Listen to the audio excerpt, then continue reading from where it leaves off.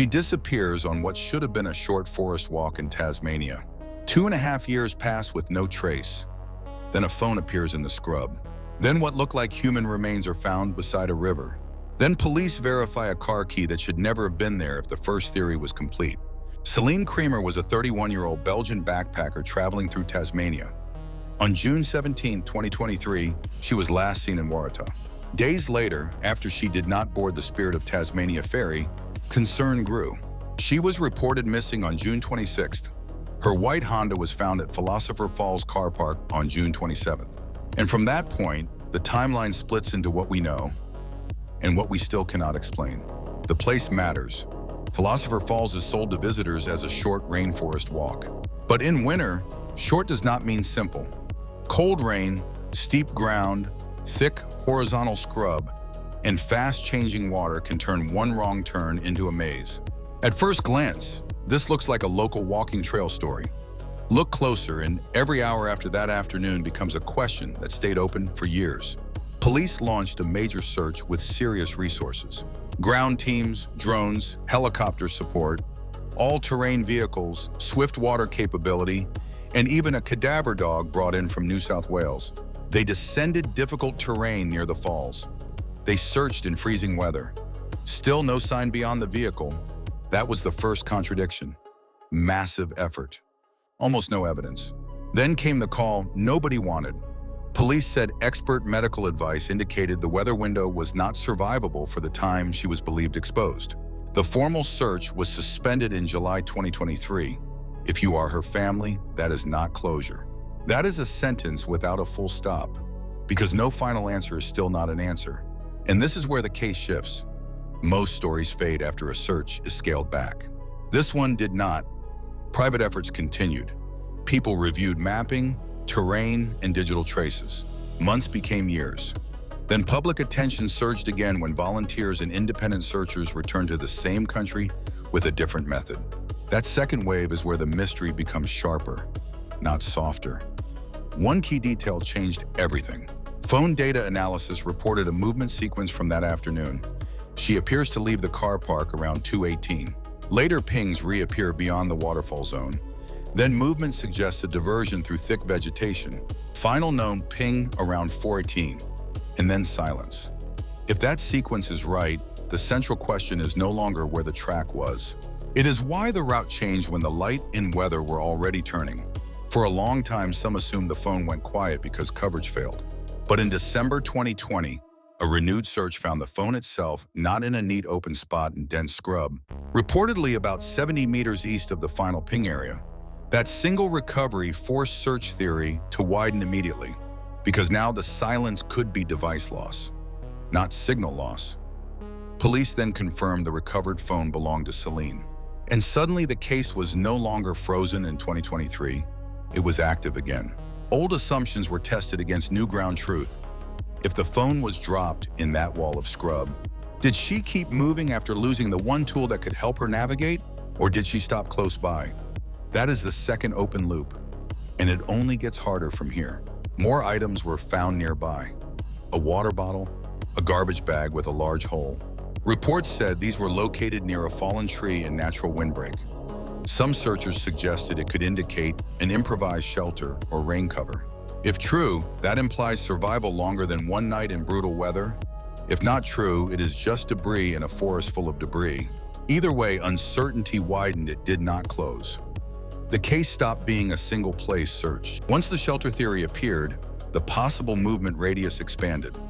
An expanding radius in that terrain means exponential complexity. Not 10 extra meters, not 50, potentially kilometers of layered rainforest, river edges, fallen timber, hidden channels. The harder they looked, the larger the map became. That is the strange geometry of missing person searches. Answers can make the search area bigger. At this point, people ask the same question. Could someone else have been involved? Authorities stated they examined foul play possibilities early. Public reporting says no evidence supporting abduction or external harm was identified. That does not remove grief. It removes one theory. And when one theory is removed, what remains can feel even more unsettling. A person alone in dense winter bush between one wrong choice and no return. Then January 2026, a bushwalker searching in the area located what were believed to be human remains near Philosopher Falls. Police said images were reviewed and a pathologist confirmed the remains were human. But identity still required formal forensic analysis. Another open loop. Maybe the answer. Maybe another layer. Families do not live inside press statements. They live inside waiting. Reporting placed those remains about 3 kilometers northeast of the car park, alongside the Arthur River. 3 kilometers in city life is a short drive. 3 kilometers in wet, complex bush with elevation, scrub walls, and water movement is a different world. That distance changed the emotional map of this case overnight, because it meant the ending, if this was the ending, was not where many people first imagined. And still, it was not over. In early February 2026, police resumed targeted work along Arthur River. Specialist teams entered difficult sections, with weather interruptions still shaping what could be done safely. This is another pattern break most viewers miss. Even after major discoveries, the river itself keeps rewriting the search problem. Debris shifts, beds move, evidence can surface late or vanish again. Then came the update that deepened everything. Police announced 5 additional bones, 2 teeth, and a Honda car key recovered in a detailed section search. And that key was formally verified as belonging to Celine. Think about what that means emotionally. Not one clue, a cluster, not only theory, physical links, but still no public final forensic statement tying every recovered element into one complete timeline. The key transforms narrative weight. A phone can be dropped, a bottle can be unrelated. But a verified car key in that zone anchors the case to her path in a way speculation cannot. And yet the exact sequence remains unresolved. Did water move items over time? Did she travel farther before collapse? Did weather scatter what searchers could only find years later? Every answer points to another question. Now step back and watch the contradictions line up. A destination marketed as a manageable walk. A disappearance window that began in ordinary daylight. A formal search with major resources and almost nothing found. Then years later, private effort finds the phone, then remains, then key evidence in the river corridor. This is not a single dramatic event. It is a slow revelation case where time itself hides and reveals the same landscape. 5th major pivot. People often believe cold cases end when one object appears. This case shows the opposite. One object reopened the map. The phone reopened theory. The remains reopened geography. The key reopened sequence. And each reopening arrived with the same painful phrase. Forensic testing continues. Closure stayed just ahead of reach, close enough to see, still far enough to lose. There is also a human layer that numbers hide.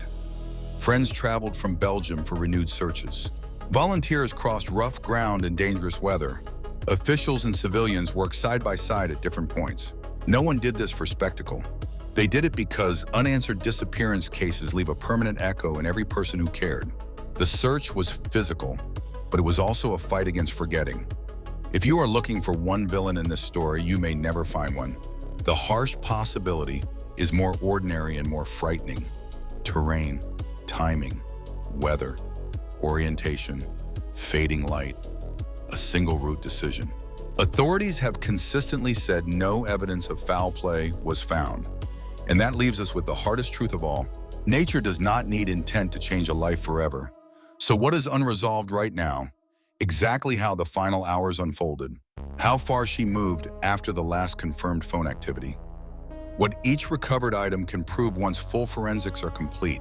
And whether the recovery pattern reflects one location or movement across time and water. Those are not internet argument questions.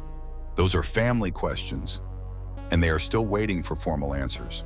This case stays with people because it is not built on mystery theater. It is built on real timestamps, real weather, real search exhaustion, and the unbearable distance between finding clues and finding certainty. When a story takes years to reveal pieces, every new piece feels both hopeful and devastating at the same time. You are closer to truth and still not there. If there is one takeaway, it is this. Unresolved does not mean forgotten. A case can go quiet publicly and still move underneath. Sometimes the biggest developments happen long after headlines fade. Sometimes the person who finds the next clue is not in uniform, just determined enough to keep looking. And sometimes a single key in a riverbed can reopen an entire timeline. If you have your own theory about the route change, the final phone silence, or what the Arthur River findings imply, share it below. Keep it respectful to Celine and her loved ones. If you want the next real case where evidence changed years later, subscribe and stay with me. Because the most unsettling mysteries are not the loud ones. They are the ones that keep revealing the truth one fragment at a time.